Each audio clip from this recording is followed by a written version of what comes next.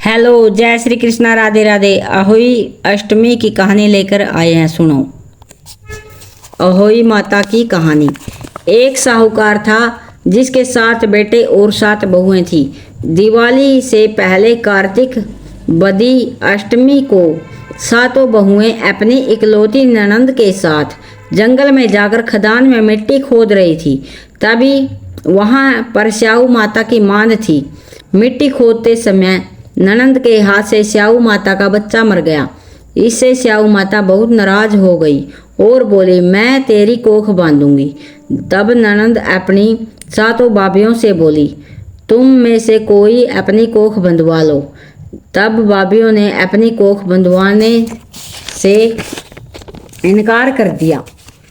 परंतु छोटी भाभी सोचने लगी कि अगर मैंने अपनी कोख नहीं बंधवाई तो सासू जी नाराज होगी। यह सोचकर ननंद के बदले में छोटी भाभी ने अपनी कोख बंधवा ली।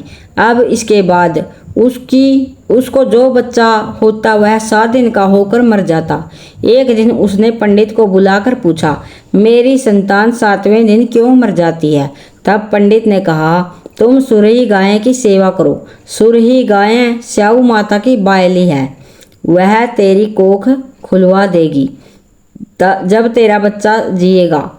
अब वह बहुत जल्दी उठकर चुपचाप सुरही गाय के नीचे साफ सफाई कराती। गाय एक पैर से लंगड़ी थी। गौ माता बोली, हर रोज उठकर कौन मेरी सेवा कर रहा है, सो आज देखूंगी। गौ माता खूब सवेरे उठी। क्या देखती है कि साहूकार के बेटे की बहू उसके नीचे साफ सफाई कर रही है। गौ माता उससे बोली, क्या मांगती है? साहूकार की बहू बोली, स्याऊ माता तुम्हारी बायली है और उसने मेरी कोख बांध रखी है, सो मेरी कोख खुलवा दो। गौ माता ने कहा, अच्छा। अब तो गौ माता समुद्र पार साहूकार की बहू को अपनी बायली के पास लेकर चली। रास्ते में कड़ी धूप थी, सो वह दोनों एक पेड़ के नीचे बैठ गई। थोड़ी देर में एक सांप आया। उसी पेड़ पर गरुड़ पंखनी का एक बच्चा था। सांप उसको डसने लगा। तब साहूकार की बहू ने सांप मारकर डाल के नीचे दबा दिया और बच्चे को बचा लिया। थोड़ी देर में गरुड़ पंखनी आई तो वहां खून देखकर साहूकार की बहू को चोंच मारने लगी। तब साहूकार की बहू बोली, मैंने तेरे बच्चे को नहीं मारा, बल्कि सांप तेरे बच्चे के करीब आया था, मैंने तो उसे तेरे बच्चे की रक्षा की है। यह सुनकर गरुड़ पंखनी बोली, मांग तू क्या मांगती है? वह बोली, 7 समुद्र पार स्याऊ माता रहती है, हमें तू उसके पास पहुंचा दे। तब गरुड़ पंखनी ने दोनों को अपनी पीठ पर बैठाकर स्याऊ माता के पास पहुंचा दिया। स्याऊ माता उनको देखकर बोली, आ बहन, बहुत दिनों में आई है। फिर कहने लगी, बहन, मेरे सिर में जुएं पड़ गई हैं।